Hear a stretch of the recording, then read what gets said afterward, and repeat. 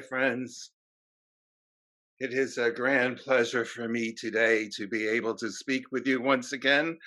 As you know, this is Carl coming through to run the show here, as I would say, and to be able to moderate the spirit people who will speak through this instrument to provide the answers for your questions.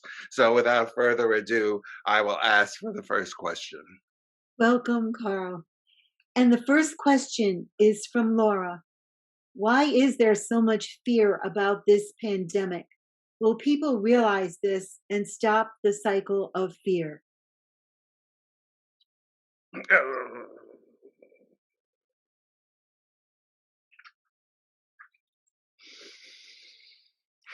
The answer to that question is a very sad one because for centuries of time, your species has been conditioned to believe what it is told. They went to their churches and believed what they were told, no matter how fantastical the situation may have been taught to them. It was could not question and they accepted. Your people on this planet have taken that skill and applied it to other situations, such as listening to what is on your media and what is being put in your newspapers and on your television screens. They do not stop to question whether this is accurate or if this is not accurate. They just listen to it. And unfortunately, your media is giving you a high dosage and a high diet of fear because they want to control you. They want you to do what they want because there is a group of people, we usually call them the tyrants, who want to control people. Unfortunately, for centuries and centuries and millenniums, there have been tyrants on your planet controlling people and wanting to control their minds and the way they think. So this is not a new situation. What is in the new situation is that a wave of consciousness is flowing around your planet, and there are people who are waking up, and there are people who are coming to realize that they are being lied to by the media. They have been lied to by their religions. They have been lied to by many of their institutions that they held so dear and thought was so wise. And so, therefore, there is a grand awakening happen. And in this awakening, people will come to understand that they are not uh, going to be enslaved anymore by this fear that is being dished out and said to them, and therefore there will be a time where fear will no longer be on your planet.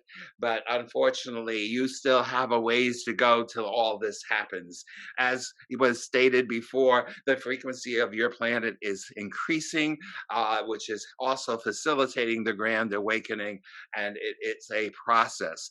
But yes, the reason for the fear is because you've been fed a steady diet of it for more years than I can count, and therefore it is coming to an end.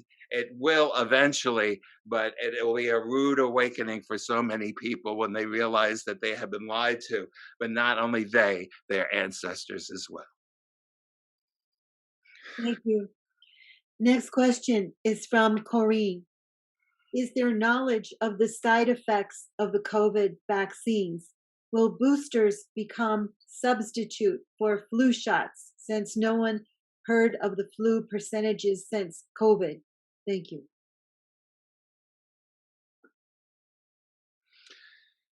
Your disease that you call the flu has been greatly diminished, mostly because you've been locked up in your home. So, therefore, you cannot be with other people, and therefore, you do not get the flu and you do not get the COVID that was created. There will be further shots. They will want to give you a booster shot, and they will want to continue to put these foreign chemicals into the bodies of the people because they feel that that is another method of control. You must understand that the people who are the tyrants, as was stated, they are not people who are dumb. They know what is happening. They also are aware of the fact that the vibration of the earth is changing and there's going to be a reawakening and they're going to lose their power. So they are fighting back every way they can. And one of the ways they are trying to do that is by chemically changing the chemistry of the human being by forcing you or encouraging you to take this vaccine. It is not the wisest thing to do per se, although it does have some effect of keeping that disease that they created in check. Have you ever thought about this? You go back into your memory banks to when many of you were young and there was a disease called polio that was traveling. It was also a virus very similar to this COVID thing that was hard to control. And people worked on a vaccine to stop it, but they worked on it for years and years and years and years. They did not have an instantaneous discovery for the vaccine. Did you ever wonder how there could be such a instantaneous fix for this disease? Could it be they knew how the disease was engineered, so therefore they knew how to create an antidote? Think about that. Thank you. The next question is from Fenton. My question is, when we reincarnate, does it always occur in the future, or can any time period be chosen, like in the past? Oh, my dear friend, you should come to have had the realization already that time is just another illusion. So, therefore, time for us in our dimension doesn't exist. It only exists in your dimension.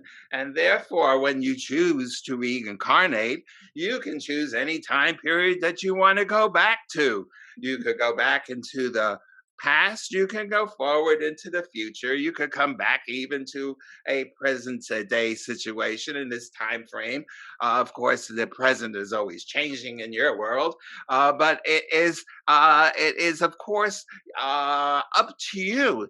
The thing that you must realize, my friend, is that the reason that you are reincarnating is because you are setting yourself a course of action. You are setting yourself a plan to fix a certain situation.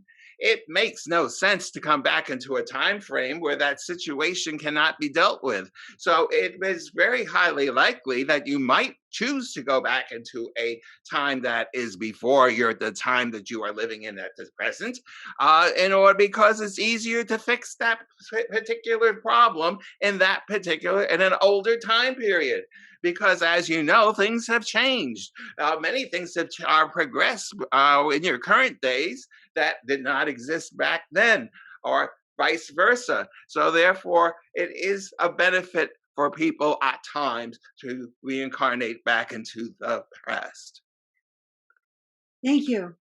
Next question is from Anne Brown. I am concerned about my daughter's health.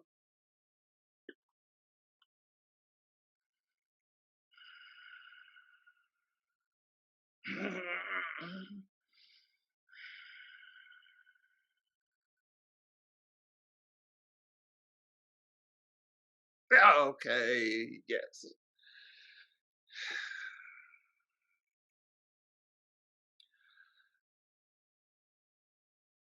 We need you to understand that a lot of your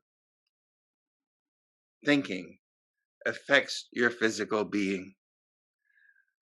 And we need to not only heal the physical body, but we need to heal the thinking process. For many people, I hate to say this, but many people enjoy their afflictions. Many people use it for their benefit. They can pry on people's emotions. They can deal with people easier if they believe that they present themselves in an unhealthy way. Uh, your daughter's condition. has a lot of that component in it.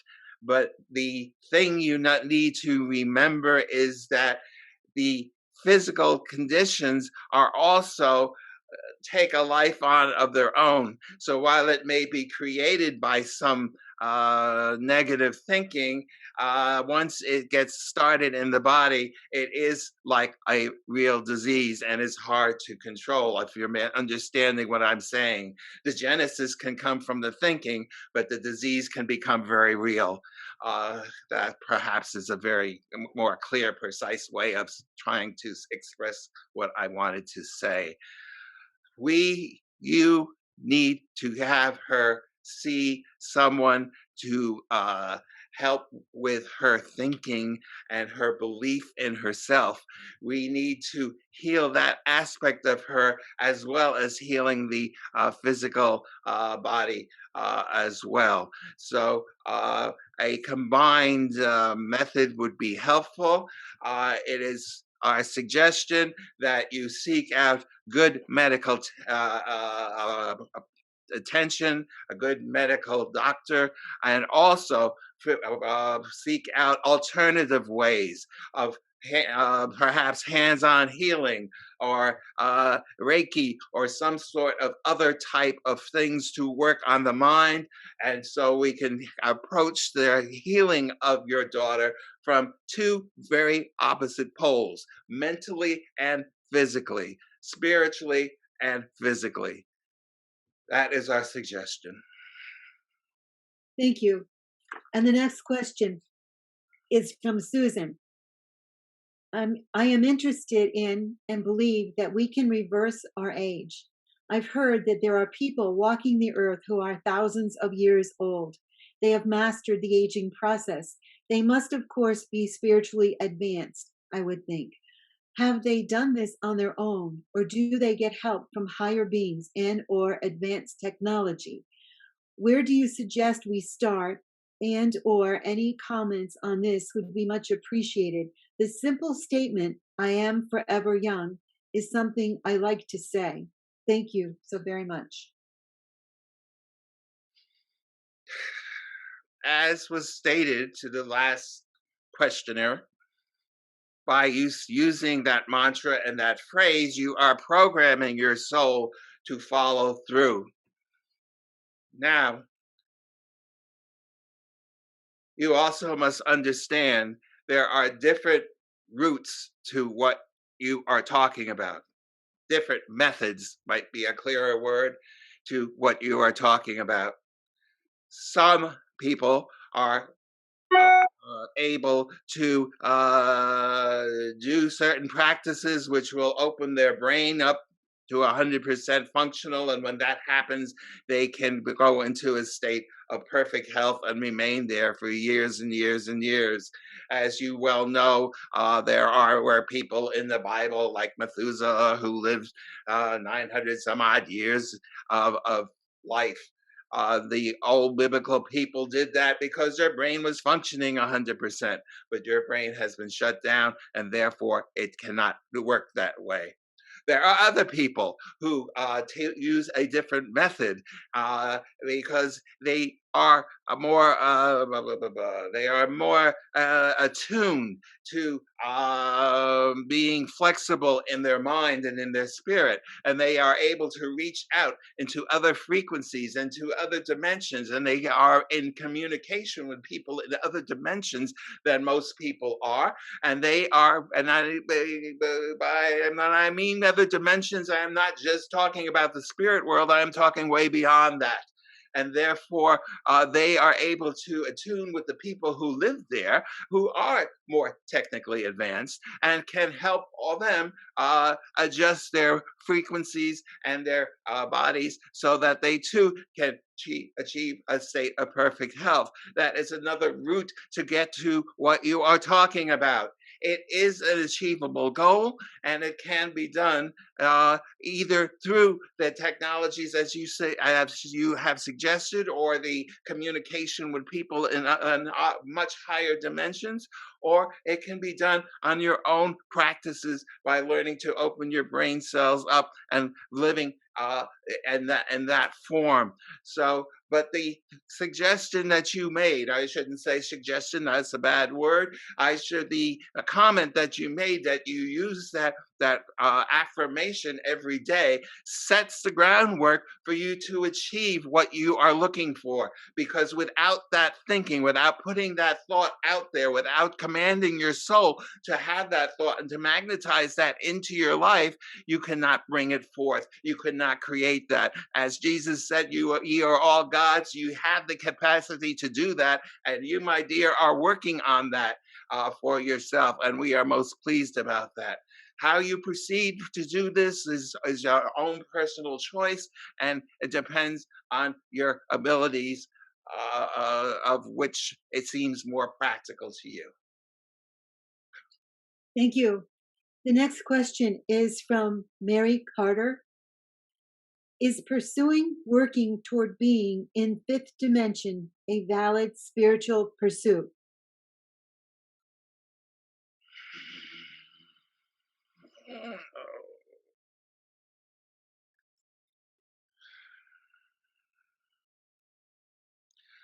It is a very spiritual pursuit. It is a very valid pursuit.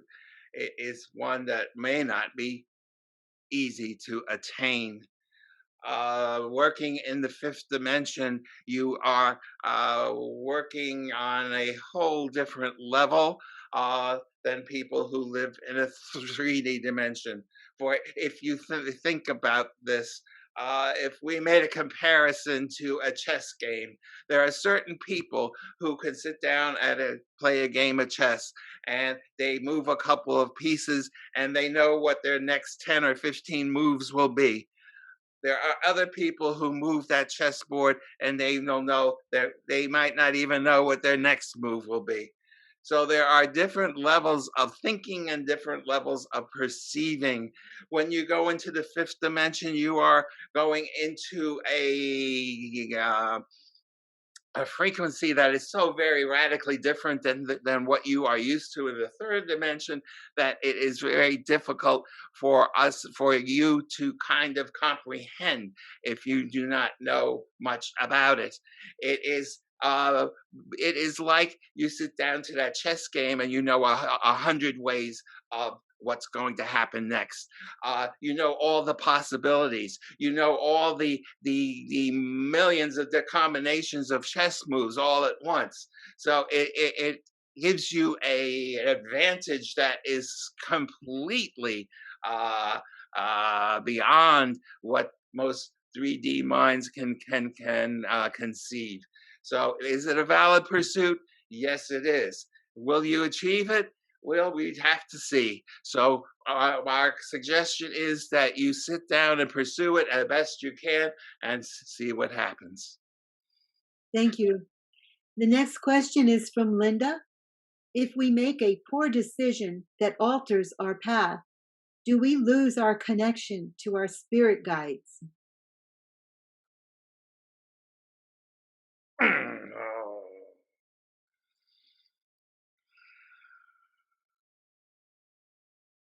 my dear, you are presenting a very terrifying thought to the world. One mistake and you're cut off and you're all by yourself and spirit will no longer work with you. That's not really how it might work, because you would have to really take a negative path and pursue it for quite a while in order for spirit to back off and say, forget this, she's going down the wrong path. You must understand that there is always reformation, there is always ways to fix things. Then spirit is here to assist the people on the physical world. So, yes, when you veer off and you make a mistake, if you are open to the world of spirit, they will guide you back onto the path that you have made.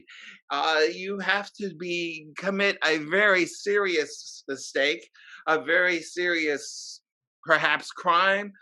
For spirit to say that there is no longer value in you for that doing this. Because aren't we talking about the fact that you are a divine being having a physical experience?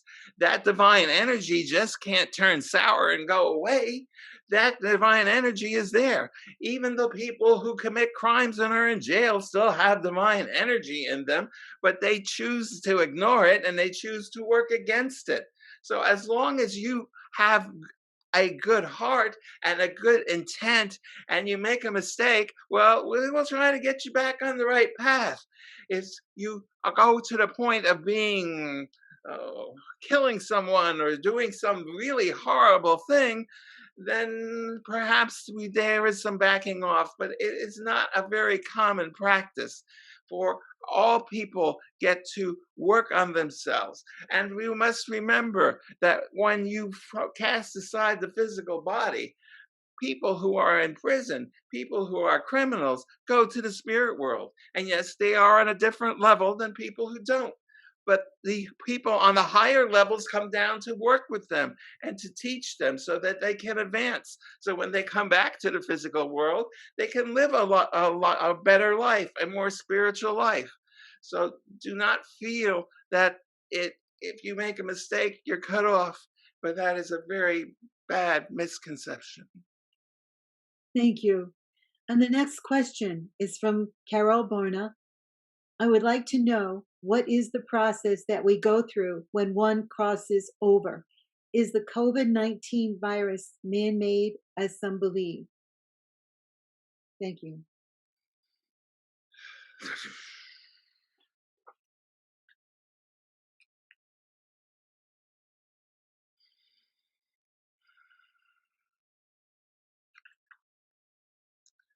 As death approaches the physical body,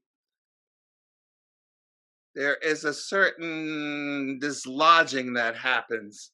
Your soul is attached to your body through the cord, the silver cord that attaches your body. And some people have the ability to have their soul leave their body and travel out into the universe or travel to other places. But this cord is an extension. It just keeps going and it is attached to their physical body, and then they can return to their body and so forth. But when one approaches death, the soul begins to move from the middle of the chest and is going to exit the top crown of your head where the healing energy entered today. And as it starts to move up, that silver cord snaps. It's like has become like a piece of spaghetti that's been overcooked, and therefore it just snaps. And when it snaps, it continues this process going out through the top of the head, and it continues to what it perceives as a tunnel, and at the end of the tunnel is a grand light, and then in that grand light they are in the world of spirit. And as they look around, they will see all their loved ones, all their friends and loved ones who preceded them to the world of spirit, and they will be greeted there, and there will be a grand reunion.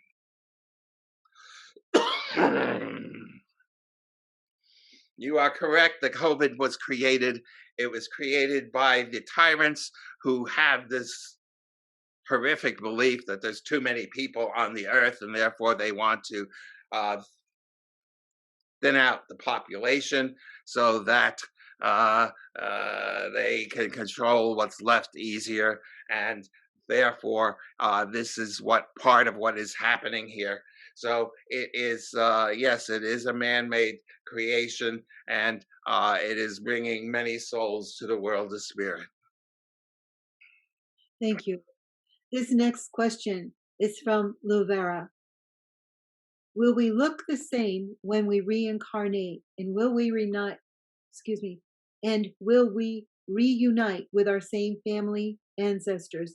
And can a spirit visit with more than one family member at the same time?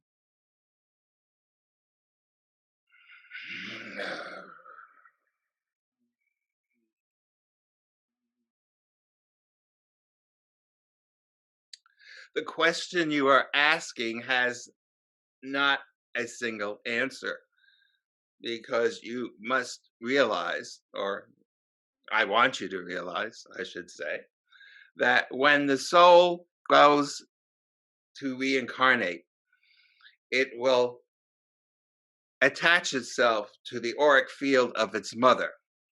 And then the fun begins because it is the soul that's going to program all the genetic components of the new baby. It will decide the hair color. It will decide the eye color. It will decide whether it needs to be on the thicker side of the body or very thin in the body. All these potentials are genetically programmed and mapped out by the soul that is attached to the mother. So therefore, it depends what the soul wants. Does the soul want to look the same way as it did before, or similar to the way before? Then that does happen. Frequently, certain characteristics are also put into the body. For example, if a person had a birthmark in a certain location on their body, they may decide to have it in their new body when they reincarnate. It is up to them. So it is very difficult to understand or to give you a precise answer because a lot of it is what the soul wants to experience. Yet certain parts of the genetics are limited to what is available uh, to the physical body. For example, if a person had a life as a Caucasian person and then decides to going to come back as an Asian person, well, obviously there are going to be certain characteristics that are there in the different racial component that they might not be able to counteract. So there's limitations to how much they can program the body of the baby. Uh, and as far as picking out the people you go to, that is the soul's choice. So the soul can decide to come back to family members, or they may decide they want a whole new adventure. So there is a lot of possibilities here, and there's really not a definite answer I could give you. Thank you. The next question is from Esther, and it's to Carl Hewitt. I have been watching the shows you recorded, Making Known the Unknown. You said your ego needed to be addressed before you could move forward. Could you discuss this process? Possibly give us some thoughts and experience that might help us with this. Thank you, Carl.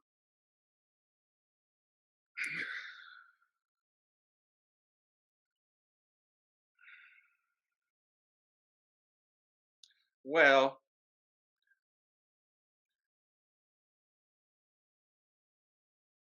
it is very easy for a medium to get caught up in the stardom of mediumship. Many people, at least in my experience, many people seem to look up to me and kind of wanted to be able to do what I could do. But I was born with this. I didn't campaign for it. It was just something that I could do.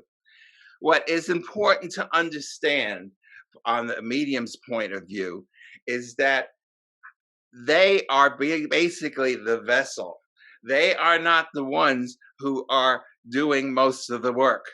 For example, many people came to me for healing. I did not heal them. I was a facilitator. I was like the electric lines connecting the world, the energy from the world of spirit into those physical people. I was just the wires. I didn't do the healing. I placed my hand on them, the energy flowed through. I cannot claim I was the healer. I facilitated it, but I was not the healer.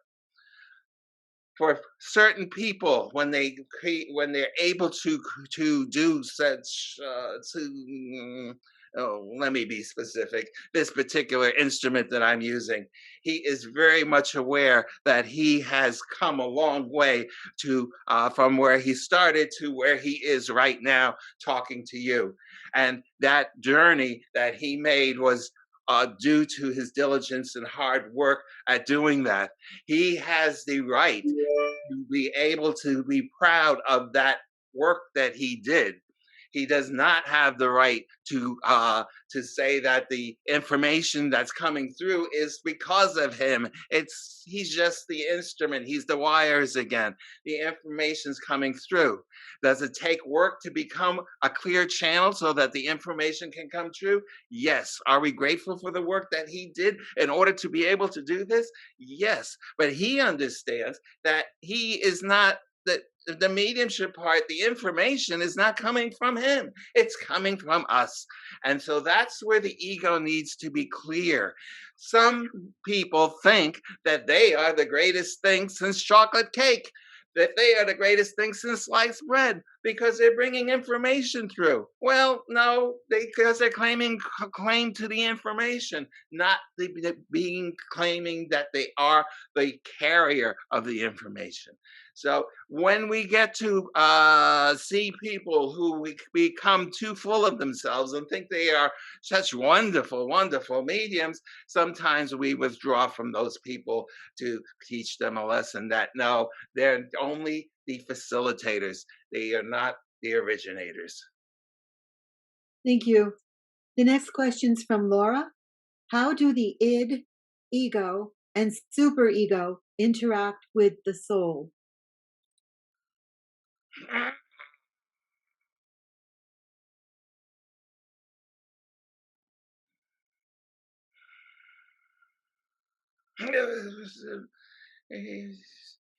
It's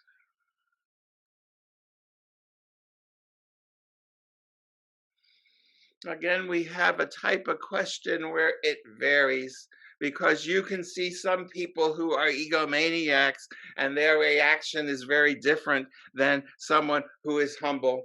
So it depends on the situations of the persons involved. You have to understand that the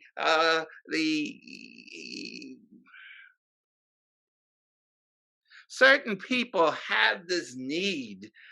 They feel themselves wounded. They feel themselves in need, and they feel that they need to either hide that fact or they need something to conceal it, and therefore they do certain things so that there is no weakness being shown.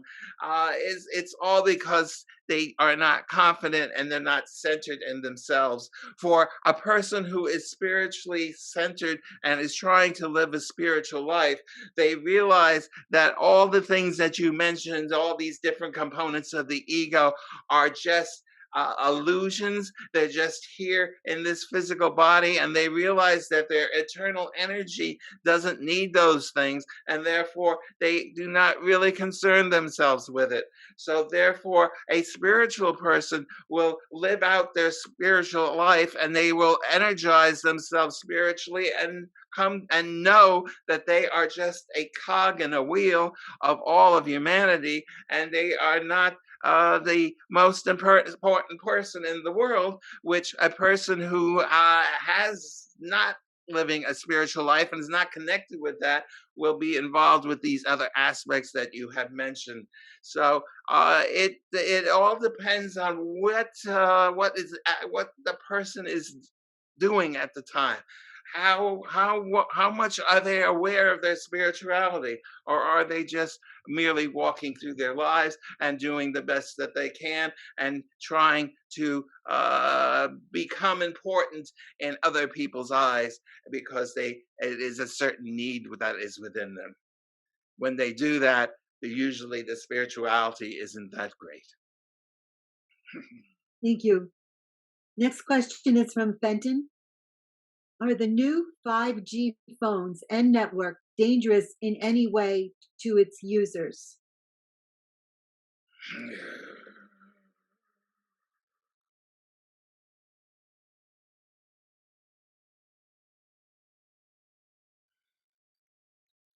Yes, there are certain drawbacks to this new technology of yours, some of which is that these higher frequencies tend to interfere with the spiritual qualities and the spiritual energies at some point.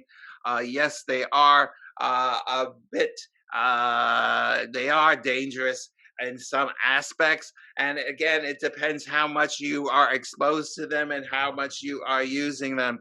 There are certain shields that are out there that can be applied to certain things like telephones, which will reduce the exposure to these kind of radiation is not the right word. To these frequencies, and would be beneficial to the body. But it is a type of thing where at this point, um, the die is cast.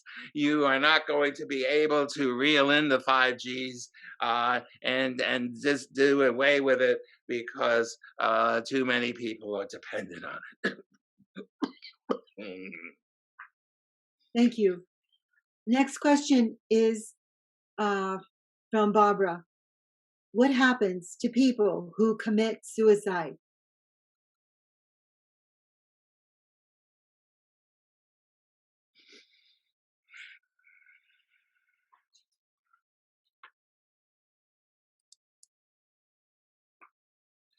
Most people who take their own lives do so,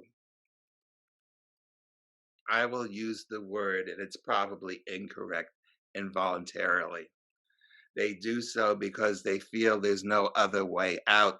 They are backed into a corner. They cannot see any other way. They need to escape, so they take their own lives. They do not see a way to fix whatever situation they find themselves in, and therefore they have the misconception that if they take their life, they will bring an end to it all, and that will be the end of it. They'll no longer exist and the problem is solved. Well, they wake up and they realize that they were wrong. They are in the spirit world. They still have the problem and they still have to deal with it. So, what happens is that they end up in a frequency of being in a place where there are many, many spirits who are there to help them, to give them the counseling, to give them the help, to help them see how they were mistaken in their thinking and how they were mistaken in what they did. They will help them to heal. They will help them to forgive themselves. They will help them to adjust and understand what caused them to feel so isolated and so much in a corner that they felt they had no other choice. Um, so it is a rehabilitation center in a sense in the world of spirit to work on restoring these people to a more to a healthy way of thinking, and the love that is surrounding them is also nurturing their soul until they can get to a point where they can live a quote normal life in the world of spirit, and eventually will decide to come back and give it another try. Thank you. If we have more time, Laverne has another question. Uh, Two famous people came through my previous readings at different times. How is that possible?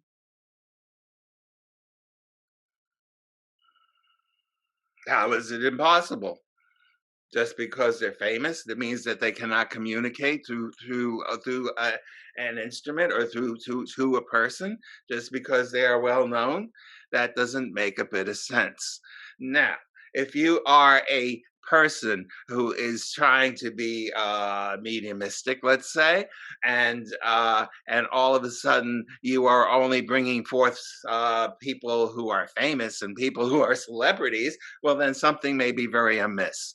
But to have a person come through that is famous, uh, it is not without the realm of, it is within the realm of possibility, but you should question it.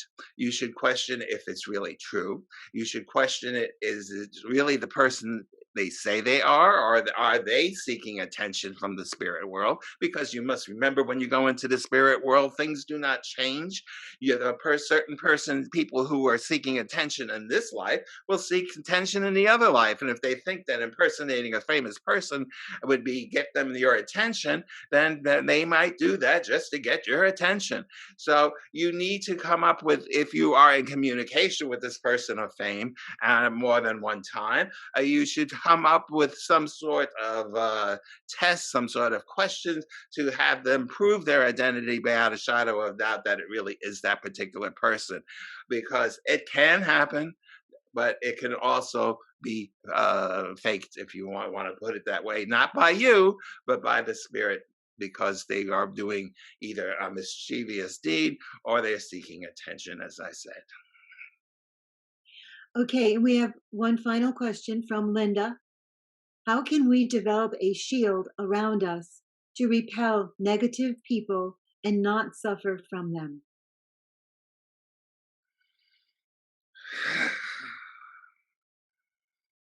That is a very good question, and I am so glad that you have asked it. You must remember, my dear, that your soul is residing in the center of your chest, and it is radiating a light field around your body, which is in the shape of an egg, which is on the exterior of your body. So, if a person with clairvoyant vision were to look at you, they would see an egg-shaped light and see your body inside of it. You need to start working with that egg-shaped light using your mind. So, what you can do is you can visualize putting a coating or over your auric field. I think you probably know what a peanut M&M is, where the nut is in the middle, covered by chocolate, covered by a coating. You are to do that. The nut is your soul, the chocolate is your body, and the coating you're going to put on it can be any color you wish, or any multicolor that you wish. And you can put on one layer, two layer, three layer, four layers. You can put that on. And that layer of protection, as you are applying it mentally, you are also infusing it with your intention that this is to keep out people's negative vibrations that you may be in the presence of, and it will help you to repel their thoughts and keep them away from you. You can also, instead of doing the colored M&M coating, you can also coat it with mirrors. So anything that is projected to you bounces right off of you and right back at them. And therefore, it is a way to protect your energy, especially when you go into a situation where you know that you're going to be bombarded by a negative energy. Thank you so much. And that appears to be all the questions we have right now. Appreciate all of you so much. Thank you. It is a great pleasure for me to be here and to help facilitate what has happened here today. My role simply is to escort the spirits in and out, whoever has the best answer to the particular question. But it is heartwarming to be here with you and with all my friends once again, and for us to be able to provide this kind of education and information to you, for we understand that in times that you are living, that you are hungry for information, and we are delighted more than we can express that we have this opportunity to work. The energy is now getting very thin and we need to go. My We love you.